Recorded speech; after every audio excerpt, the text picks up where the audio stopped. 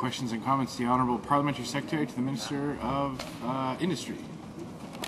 The Minister of Health. Minister of Health. But I want to thank you very much. And I want to thank my colleague for his excellent speech and all of the work that he has done to get tough on crime. Because I must tell you, Mr. Speaker, in my constituency of Oshawa, this is something that I hear repeatedly. My constituents are outraged, and they are seriously offended that this House tried to put forward legislation to get tough on crime, and the bill was gutted by the opposition. Quite often, the reality is, Mr. Speaker, that these criminals commit these crimes repeatedly, and for whatever reason, they're not convicted. If there's pleas, there's changes, and it's about time that we started to listen to victims. And I was wondering if my colleague could comment on why he thinks that certain members of this House may be against this really important piece of legislation that addresses listening to Canadians, but also if you could comment on the difference between rehabilitation in a system and punishment, and why sometimes rehabilitation is impossible. The Honourable Member for Edmonton St. Albert. The Honourable Member for his question. Certainly, Canadians that I've spoken to, and I've talked to many of them in my role as member of the Justice Committee, have certainly indicated their outrage at these types of sentences. Why do the members opposite take a differing view? Well, I guess I'm not in the best place to answer, but as my colleague from Edmonton Strathcona seemed to indicate, issues with regarding to the individual's background and perhaps a disadvantaged background in some people's view are more relevant and ought to be given priority in sentencing over the damage caused to individuals and the rights of victims, and most importantly, law abiders. I disagree with that. You'll have to have that debate with someone who shares that view. I do not. But with respect to rehabilitation, the Honourable Member from Oshawa is quite right.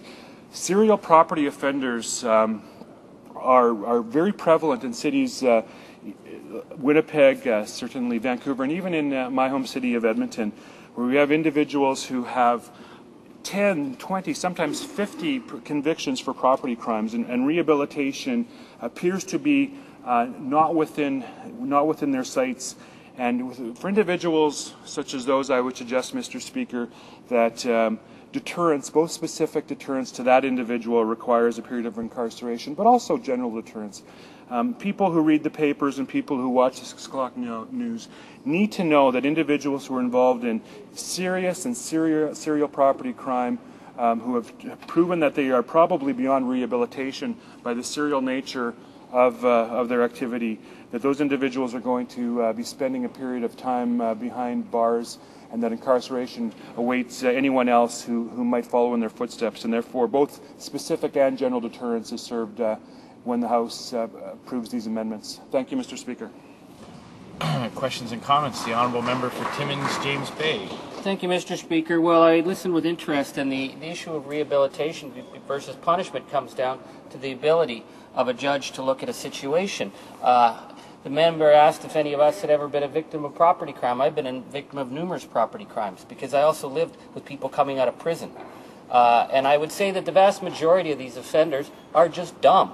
They do dumb crimes for dumb reasons, again and again and again. And sometimes it takes a judge to say, we got someone who's an OxyContin addict. They need help. We have other people who they say, this is a real bad apple. He's got to go to jail. Some of the people who came through our house were rehabilitated because they were given the chance. And sometimes it was a 10th hour, an 11th hour chance. But the judge said, okay, you can go into this, and if you succeed, we will work with you. That's the issue of discretion. So when the member says we have to walk the walk and get tough on crime, to me that sounds like something that's one of their 10%ers. Our obligation here is to be smart on crime. And I would ask the member, if he doesn't agree, that it's incumbent upon all members, regardless of whether they put out the 10% attack mailings or they receive those 10% attack mailings, that the fundamental issue is that we have to be smart on where we go, and that it comes down at the end of the day, not to cheap slogans, but to discretion. And that is the issue that we're discussing here today. The Honourable Member for Edmonton St. Albert. Well, thank you, Mr. Speaker, and I thank the member for his intervention, although I don't entirely understand his question.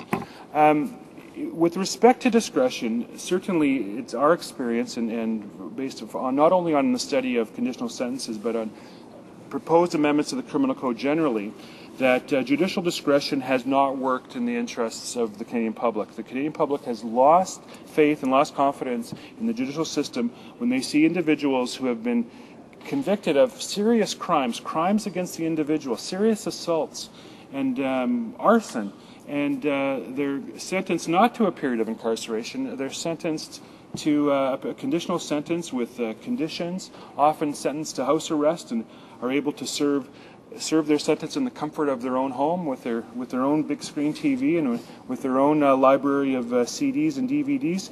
And Mr. Speaker, I would suggest that this has nothing to do with 10%ers or nothing to do with slogans. This has to do with bringing the justice system into disrepute. And I would suggest that these types of conditional sentences do that, and Bill C-42, when passed, will restore confidence. Resuming debate.